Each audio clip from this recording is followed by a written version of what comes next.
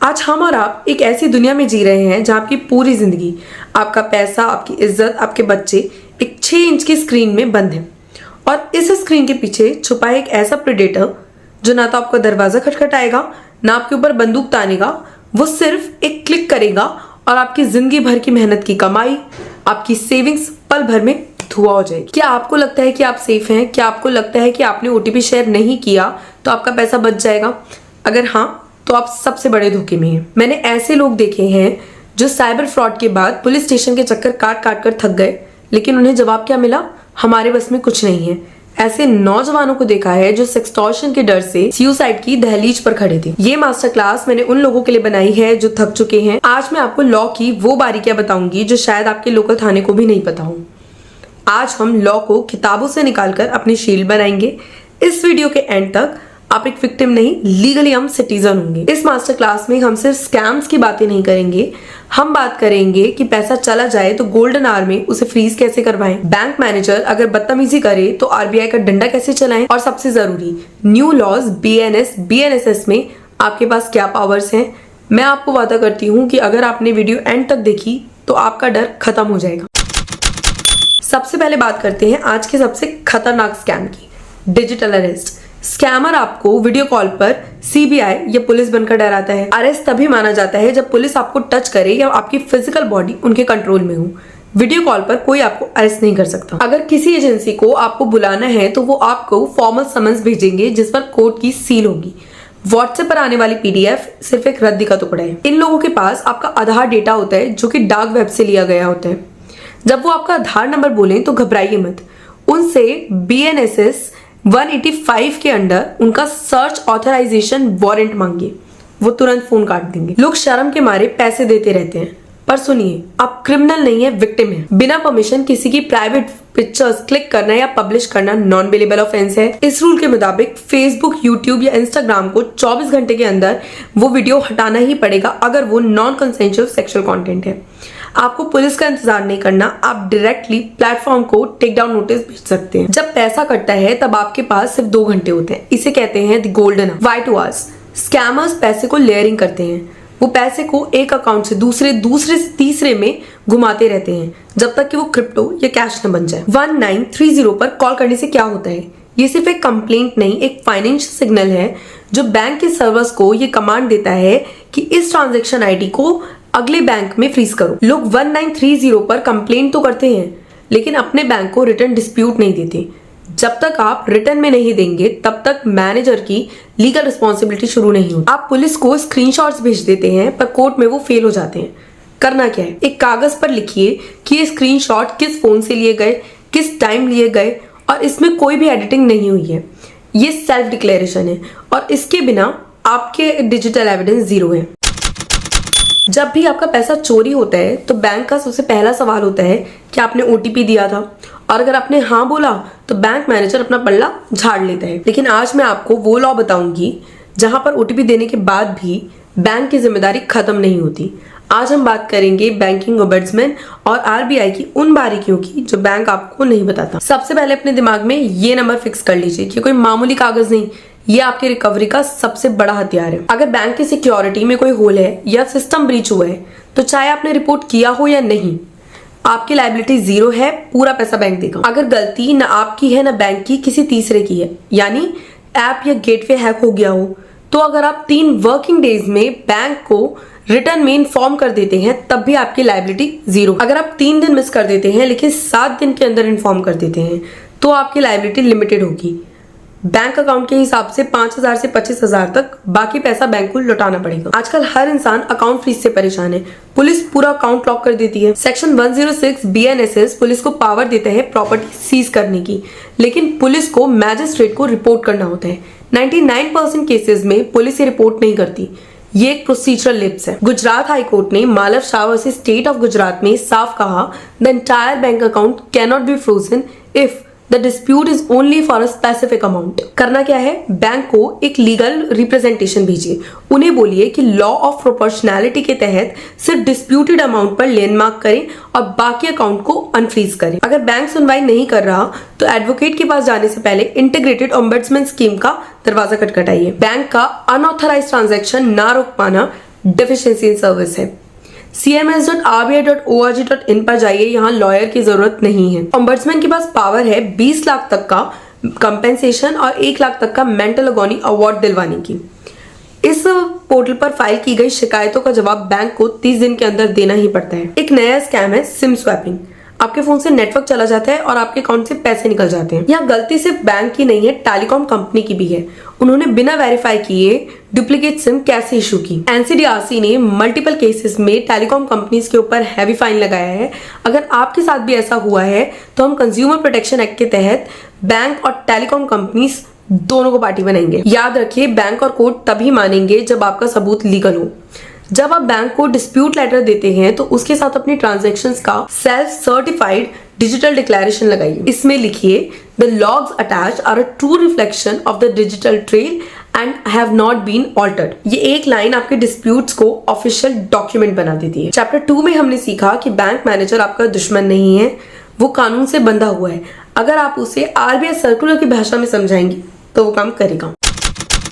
अब हम चलेंगे चैप्टर 3 की तरफ, जहां हम बात करेंगे कि तब क्या करें जब थाने में बैठा हुआ ऑफिसर बोले कि अब पैसे तो गए, अब कुछ नहीं कर सकते। हम सीखेंगे 175 BNSS की ताकत, पुलिस को काम करने पर मजबूर कैसे करें। जब आप थाने जाते हैं और आईओ कहता है कि सर्वर डाउन है या फिर ये साइबर सेल का काम है, हम FIR नहीं लिखेंगे, तब आपको कानूनी मैनुअल खोलनी है। सबसे पहला बहाना पुलिस ये बनाती है कि ये हमारे एरिया में नहीं हुआ है, आप वहां जाइए जहां से ट्रांजैक्शन हुआ है।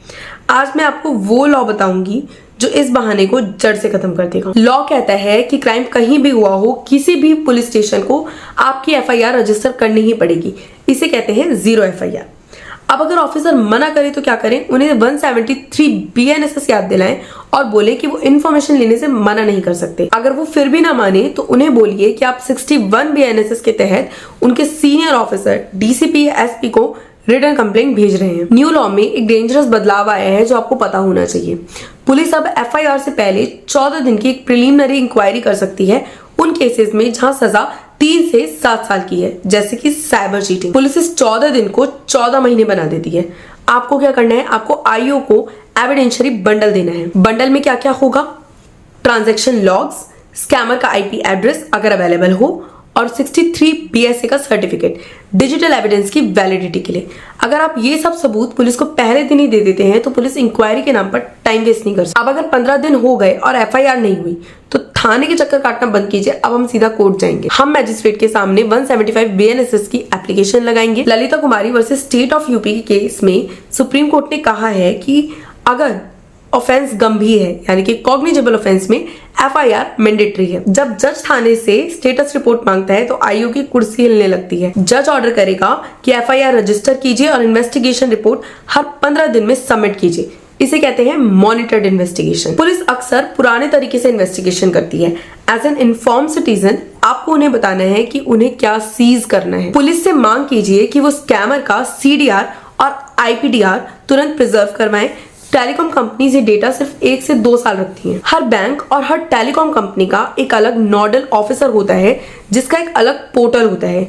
आईओ को बोलिए कि वो नोटिस भेजकर तुरंत वो डेटा मंगवाए। 107 BNSS पुलिस को पावर देता है कि वो प्रोसीड्स ऑफ क्राइम, यानी कि चोरी का पैसा या प्रॉपर्टी, उसे मैजिस्ट्रेट की परमिशन से अटैच कर ले। अगर स्कैमर पकड़ा गया तो आईओ को प्रेशर कीजिए कि वो उसे सिर्फ जेल ना भेजे लेकिन उसकी प्रॉपर्टी अटैच करें ताकि आपका पैसा वापस मिल सके। केस खत्म होने का वेट मत कीजिए। 503 BNSS के तहत पैसों की कस्टडी मांगिए। पैसा तो वापस आ जाएगा, पर जो इज्जत इंटरनेट पर नीलाम हो रही है उसका क्या? अगर किसी ने आपकी कोई गंदी फोटो डाल दी या फिर झूठी न्यूज फैला रहे तो सिर्फ FIR करके बैठना काफी नहीं है। आपको कोर्ट ऑर्डर का वेट करने की जरूरत नहीं है। ये रूल कहता है कि अगर किसी की न्यूडिटी या सेक्सुअल एक्ट की फोटो बिना कंसेंट के है तो प्लेटफॉर्म को उसे 24 घंटे के अंदर हटाना होगा। हर प्लेटफॉर्म का एक ग्रीवेंस ऑफिसर होता है, उन्हें कॉन्टेक्ट कीजिए। अगर वो नहीं हटाते तो वो अपना सेफ हार्बर प्रोटेक्शन खो देंगे और उन पर भी केस चलेगा। सुप्रीम कोर्ट ने जस्टिस KS पुट्टुस्वामी केस में प्रिवेसी को फंडामेंटल राइट माना है। अगर कोई पुरानी न्यूज या झूठा आर्टिकल आपको परेशान कर रहा है तो आप हाई कोर्ट से रिट ऑफ मेंडेमस फाइल करके गूगल से उन लिंक्स को डी-इंडेक्स करवा सकते हैं। इसे कहते हैं डिजिटल फुटप्रिंट्स को मिटा देना। चैप्टर 3 और 4 में हमने पुलिस सिस्टम को बाईपास करना और रेपुटेशन को बचाना सीखा। चैप्टर 5 में हम सीखेंगे कि कैसे बिना रिश्वत दिए अपना अकाउंट अनफ्रीज कराएं और मैजिस्ट्रेट से ऑर्डर लें। आज के वक्त में अकाउंट फ्रीज होना यानी कि डिजिटल डेथ सेंटेंस। आपने किसी से पेमेंट ली या फिर ट्रेडिंग की और अचानक से आपका डेबिट कार्ड काम करना बंद कर देता है। बैंक कहता है साइबर सेल ने रोका है, पुलिस कहती है पैसा चोरी का है। आज हम इस डेडलॉक को तोड़ेंगे। हम बात करेंगे डॉक्ट्रिन ऑफ प्रोपोर्शनैलिटी की और उन हाई कोर्ट जजमेंट्स की जो आपके अकाउंट की चाबी है। पुलिस अक्सर 106 BNSS का गलत इस्तेमाल करते हैं। अगर 10,000 का अमाउंट सस्पिशियस है तो वो आपका पूरा 10 लाख का अकाउंट फ्रीज कर देते हैं। कोर्ट ने कहा कि फ्रीजिंग पावर एब्सोल्यूट नहीं है, ये सिर्फ उस अमाउंट तक होनी चाहिए जो क्राइम से लिंक्ड हो। कोर्ट ने साफ डायरेक्शन दिया कि अगर डिस्प्यूट एक स्पेसिफाइड अमाउंट का है तो पूरा अकाउंट फ्रीज करना आर्टिकल 21 का वायलेशन है। अगर आपका अकाउंट फ्रीज है तो लॉयर पर पैसा खर्च करने से पहले ये कीजिए, बैंक से एक्नॉलेजमेंट नंबर और इन्वेस्टिगेटिंग ऑफिसर की डिटेल्स मांगिए। आईओ को एक फॉर्मल रिप्रेजेंटेशन भेजिए, उसमें लिखिए I am a bonafide user, I have no knowledge of the tainted origin of this funds as per the principle of proportionality laid down in case name. I request you to mark a lien on the disputed amount of rupees and release the remaining balance to allow me to meet my daily needs. अपने KYC documents और transaction के invoice साथ लगाइए। ये prove करता है कि आप रेसिपेंट इन गुड फेथ हैं। अब बात करते हैं उन लोगों की जिनका पैसा चोरी हुआ है लेकिन किसी और के अकाउंट में फ्रीज है। केस खत्म होने का इंतजार मत कीजिए, जैसे ही पैसा फ्रीज होता है मैजिस्ट्रेट के पास 503 BNSS में इंटरिम रिलीज की एप्लीकेशन लगाइए। जज आपसे एक इंडैमनिटी बॉन्ड साइन कराएगा, यानी कि अगर कल कोई पैसा किसी और का निकलता है तो आप इस पैसे को वापस करेंगे। इस इंडैमनिटी बॉन्ड के बेसिस पर ट्रायल के बीच में ही आपको आपका पैसा वापस मिल सकता है। कई बार बैंक टेक्निकल एरर बोलकर अकाउंट अनफ्रीज नहीं करते, चाहे पुलिस ने NOC दे भी दी हो। As per RBI customer protection policy, अगर NOC के 48 घंटे बाद तक भी अकाउंट फ्रीज है तो बैंकिंग ओम्बड्समैन पर डेफिशिएंसी इन सर्विस की कंप्लेंट फाइल कीजिए। बैंक पर हर दिन का फाइन लग सकता है। अभी तक हमने पुलिस और बैंक की बात की, लेकिन क्या आपको पता है कि इंडिया के हर स्टेट में एक ऐसी साइबर कोर्ट बैठती है जहां ना जज होता है लेकिन फिर भी वहां से आपको करोड़ों का कंपेंसेशन मिल सकता है। जी हाँ, इसे कहते हैं ऑफिस ऑफ एडजुडिकेटिंग ऑफिसर। मतलब समझिए, मतलब क्रिमिनल कोर्ट स्कैमर को जेल भेजती है पर एडजुडिकेटिंग ऑफिसर आपको पैसा वापस दे रहा है। IT एक्ट के सेक्शन 46 के तहत हर स्टेट का IT सेक्रेटरी एडजुडिकेटिंग ऑफिसर होता है। इनके पास 5 करोड़ तक का कॉम्पेंसेशन अवार्ड करने की ताकत होती है। अगर बैंक की लापरवाही की वजह से आपका डेटा लीक हुआ और पैसा गया तो आप यहाँ पर पिटीशन फाइल कर सकते हैं।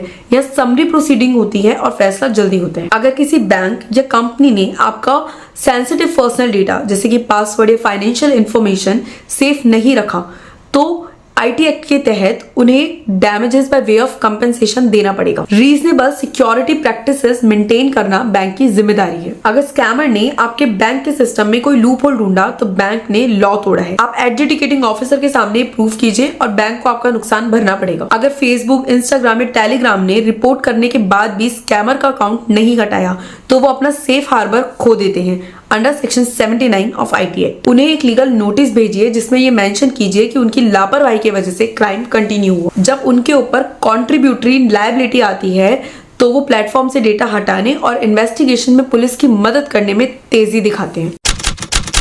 Okay everyone, so master class खत्म हो चुकी है। तो आज आपने क्या सीखा? चैप्टर 1 में हमने डर खत्म किया, चैप्टर 2 में बैंक को उनकी जिम्मेदारी याद दिलाई, चैप्टर 3 में पुलिस की नो FIR वाली दीवार तोड़ी, चैप्टर 4 में अपनी इज्जत वापस ली, चैप्टर 5 में फ्रीज अकाउंट की चाबी ढूंढी और चैप्टर 6 में कंपेंसेशन का रास्ता ढूंढा। हमेशा अपने डिजिटल एविडेंस के साथ सेक्शन 63 BSA का सर्टिफिकेट जरूर दीजिए।